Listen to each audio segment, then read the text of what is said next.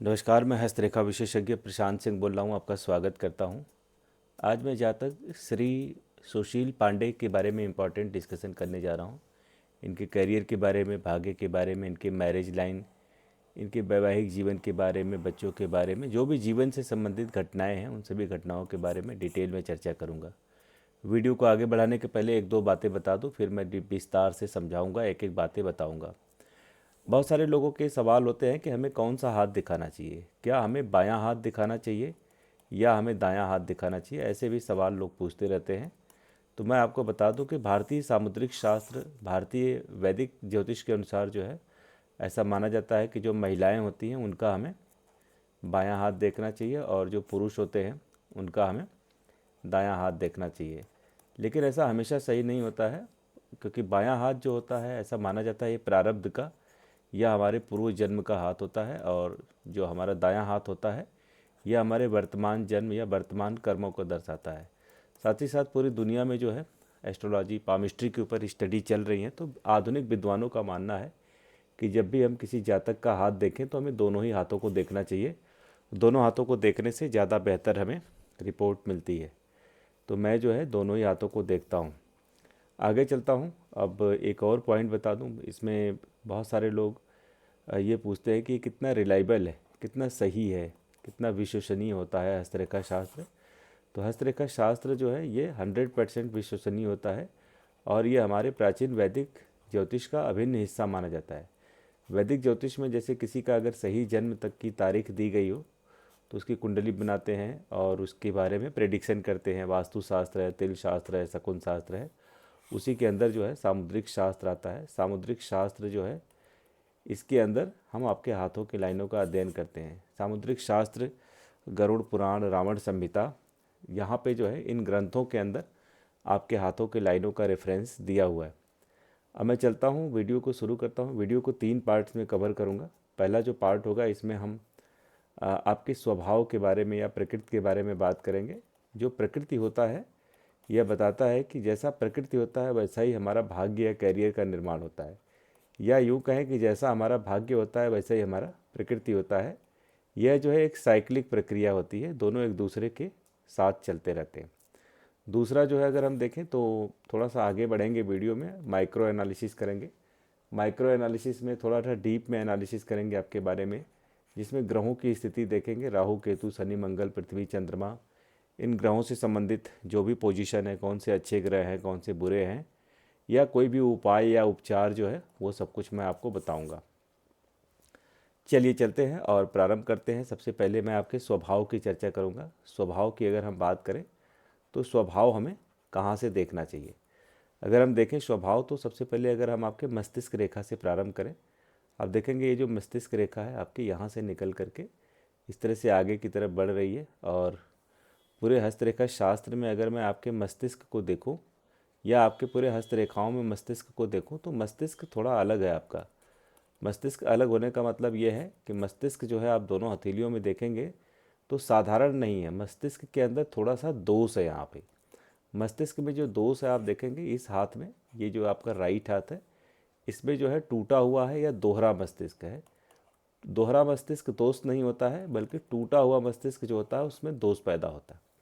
टूटने का मतलब आप देखेंगे यहाँ पे इस तरह से ब्रांचेस बन रही हैं, और यहाँ पे भी आप अगर मस्तिष्क के लास्ट में देखेंगे तो कुछ रेखाएं जो हैं इसको क्रॉस और कट कर रही हैं, मतलब परेशान करने की कोशिश कर रही हैं मस्तिष्क पे। तो इससे क्या होता है कि मस्तिष्क में बहुत सारी समस्याएं पैदा होती हैं, जैसे कि मस्तिष्क में सिर में दर्द होने के चांसेस बनेंगे, सिर में चोट लगने के चांसेस बनेंगे।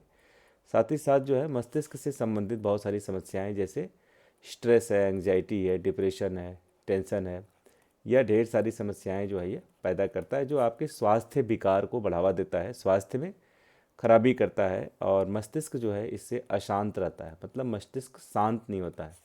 और जब मस्तिष्क शांत नहीं होगा तो आपको फोकस करने में या अटेंशन करने में, अपने कार्यों पर ध्यान रखने में या कार्य को संपूर्णता के साथ संपन्न करने में आपको कठिनाई महसूस होगी। ढेर सारी जो है मस्तिष्क से जो क्रियाएं चलती हैं वो प्रभावित होती रहेंगी।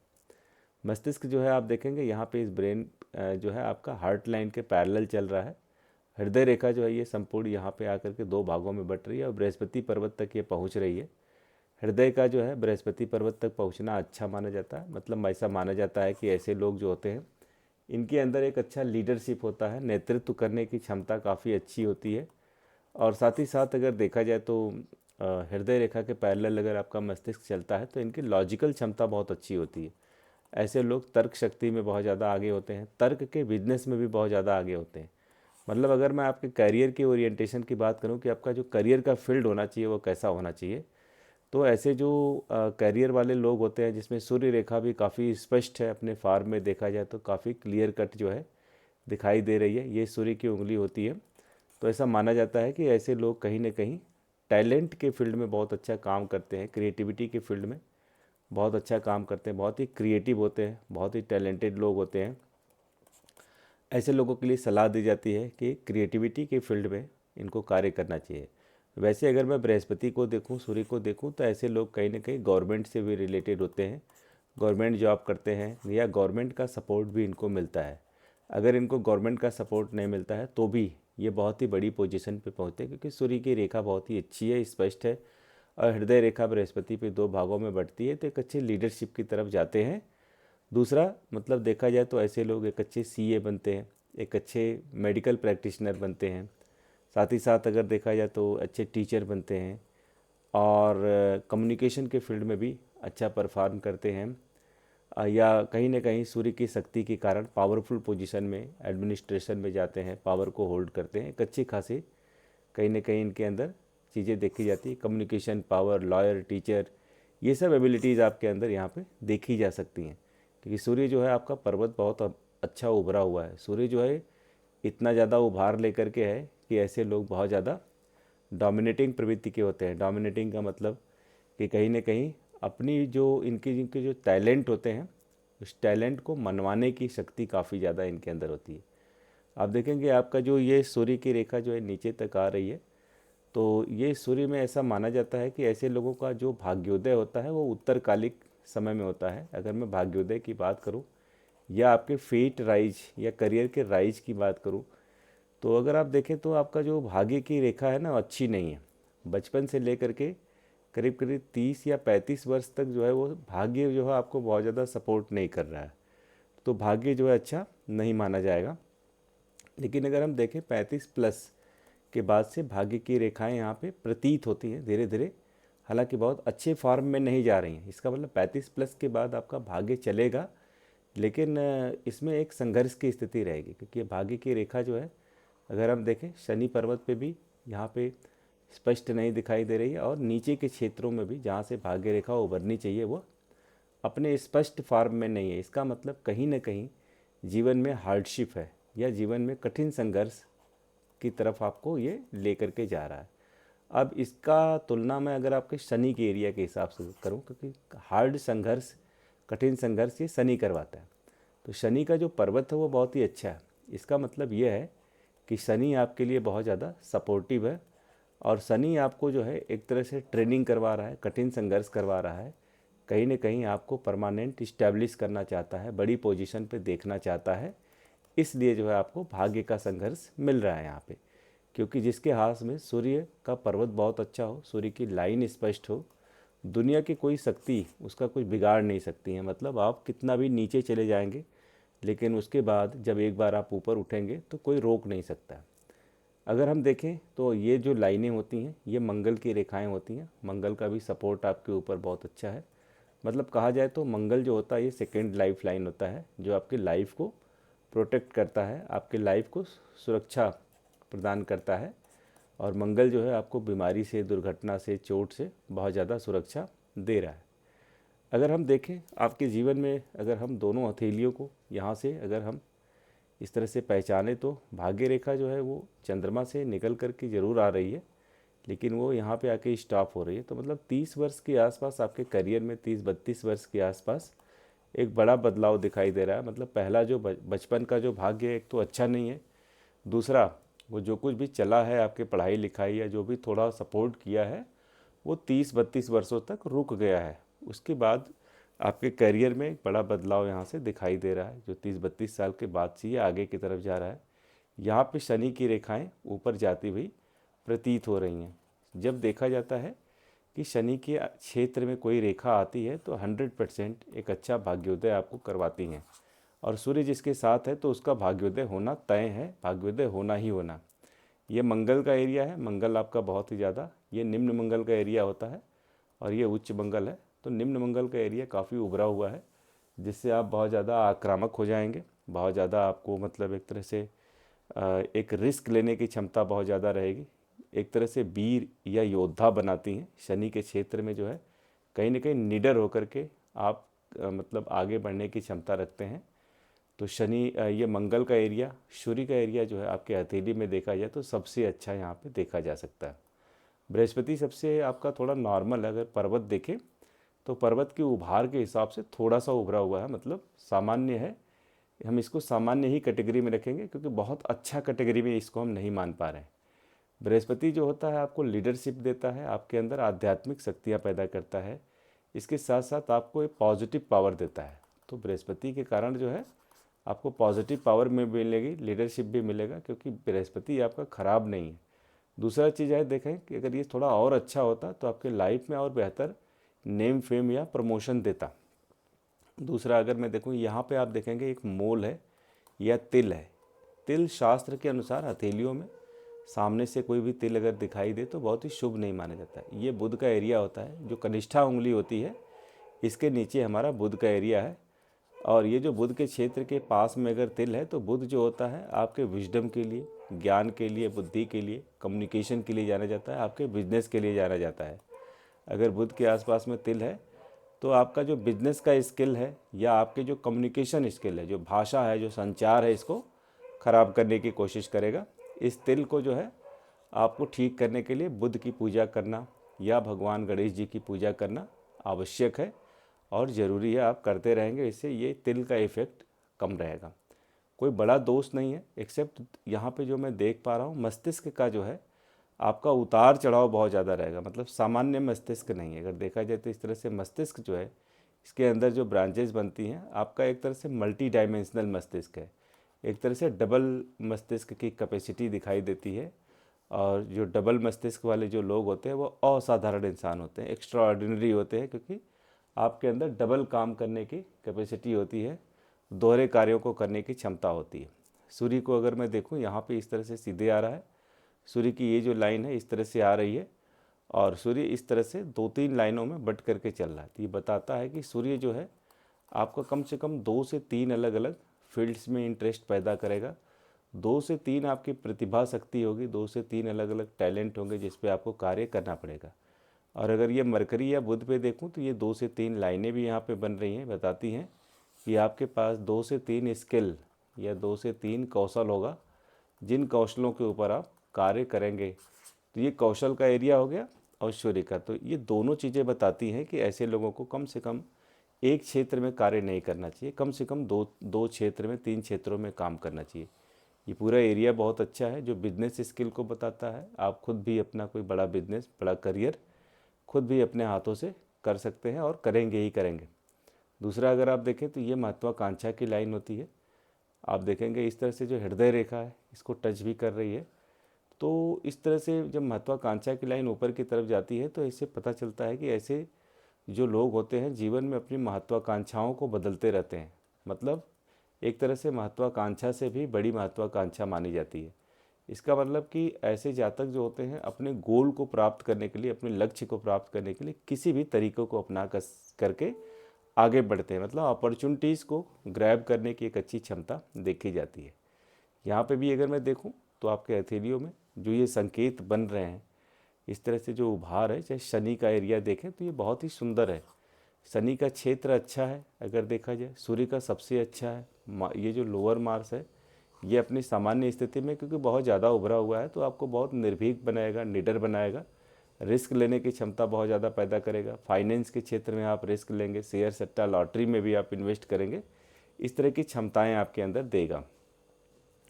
दूसरा जो अगर जीवन रेखा को आगे की तरफ मैं देखूं तो जीवन जो है आपका आगे की तरफ भी अच्छा जा रहा है।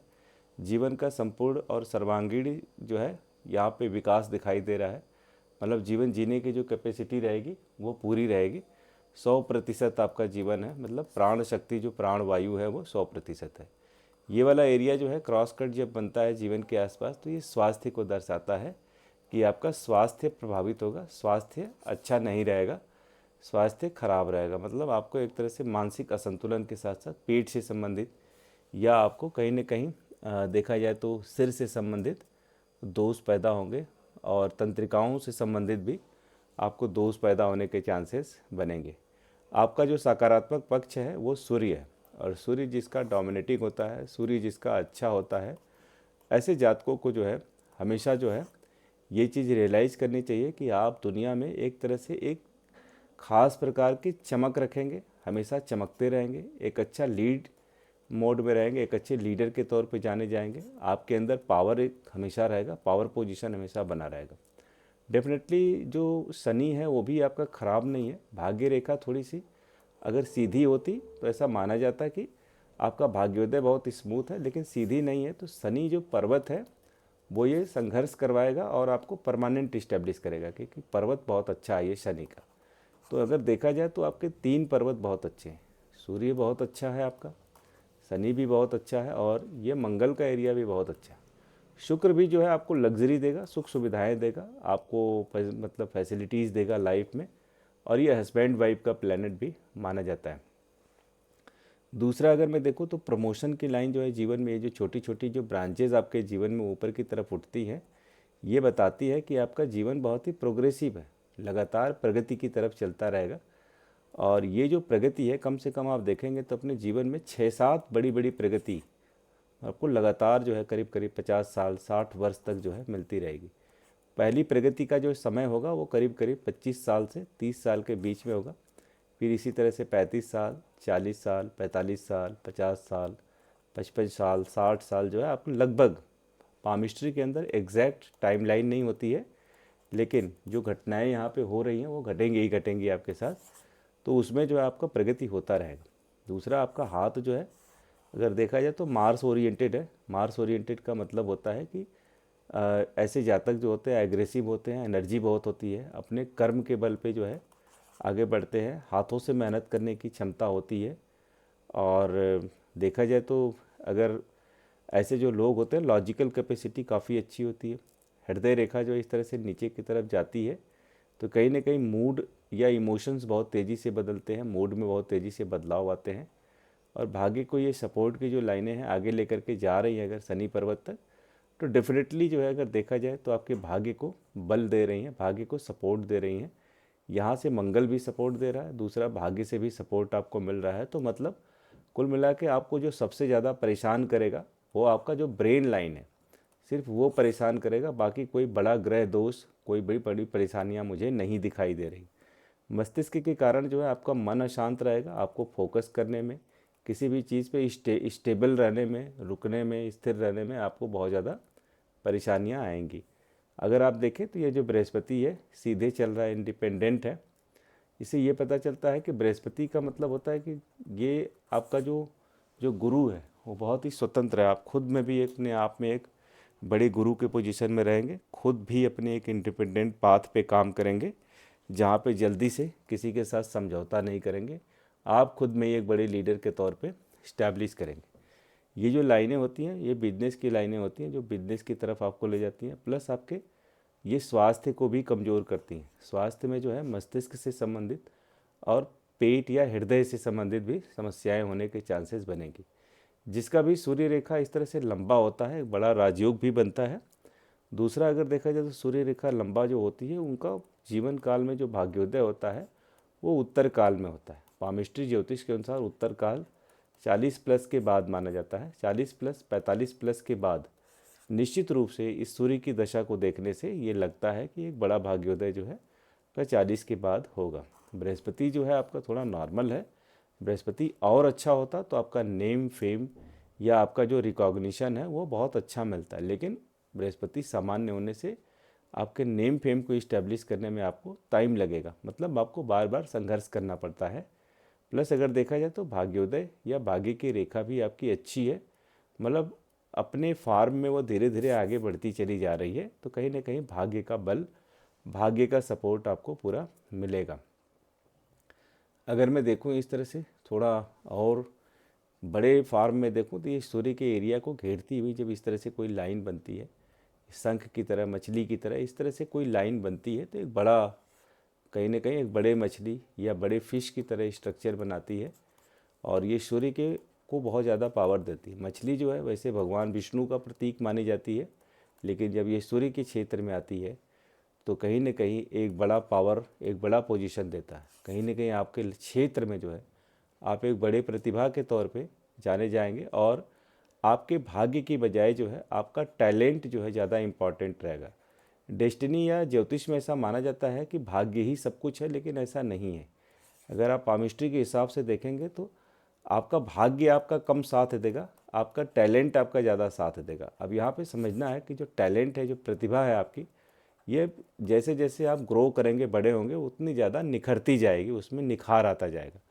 तो आपको हमेशा अपने प्रतिभा और क्रिएटिविटी पे काम करना है। जितना ज़्यादा आप क्रिएटिव रहेंगे, सृजनशील रहेंगे, अपने एजुकेशन को, अपने नॉलेज को इम्प्रूव करेंगे, उतना ही ज़्यादा आपको बेनिफिट मिलता जाएगा, ना कि आपका भाग्य साथ दे रहा है। मैं फिर से बता रहा हूँ, भाग्य जो है आपका सामान्य गति से चल रहा है, लेकिन टैलेंट जो है वो असाधारण है और असामान्य गति से चल रहा है। आप जितना ज़्यादा अपने टैलेंट को परिष्कृत करेंगे, उसके ऊपर कार्य करेंगे, आप देख रहे हैं ये प्रमोशन की लाइनें जो है लगातार आपके जीवन में आपको प्रोग्रेस देती चली जा रही हैं और प्रोग्रेसिव जीवन की तरफ आपको ले जा रही हैं। अब आते हैं मैरिज रिलेशनशिप या वैवाहिक जीवन के ऊपर। आपका जो वैवाहिक जीवन है वो कैसा रहेगा, शादी या विवाह का जीवन कैसा रहेगा। तो अगर हम देखें आपके वैवाहिक जीवन को, तो यहाँ से जो है आप देखेंगे 2 लाइनें बन रही। वैवाहिक जीवन में जब 2 लाइनें बनती हैं तो ये बहुत ही अच्छी नहीं मानी जाती हैं। ये बताती है कि कहीं न कहीं जातक के वैवाहिक जीवन में कुछ समस्या हो सकती है, जो कि आपके भी जीवन में कुछ समस्याएं दे सकती हैं। भले आपका विवाह अच्छा चल रहा हो, ईश्वर करे वैवाहिक जीवन आपका अच्छा रहे, लेकिन इसमें जो है थोड़ा क्लैश या ट्विस्ट दिखाई दे रहा है, थोड़ी समस्या दिखाई दे रही है, जिसमें कहीं ना कहीं मानसिक गैप बनेगा या मतभेद बनने के चांसेस बन सकते हैं। दूसरा अगर देखा जाए तो यहाँ पे जो है संतान के पास ये मोल होने का मतलब होता है कि कहीं ना कहीं संतान के स्वास्थ्य पे भी आपको प्रभाव पड़ सकता है। मतलब कोई एक संतान ऐसी हो सकती है, उसके हेल्थ को थोड़ा सा आपको ध्यान देने की ज़रूरत पड़ेगी, क्योंकि बुध के ऊपर तिल, तिल के पास संतान, संतान के स्वास्थ्य को खतरा हो सकता है। मतलब थोड़ा सा उसके हेल्थ का आपको ठीक से ध्यान रखना पड़ेगा। दूसरा, आपका विवाह का जो टाइम है वैसे देखा जाए तो थोड़ा अर्ली है, मतलब 24-25 साल से शुरू है और ये करीब करीब 28-30 साल तक जा रहा है।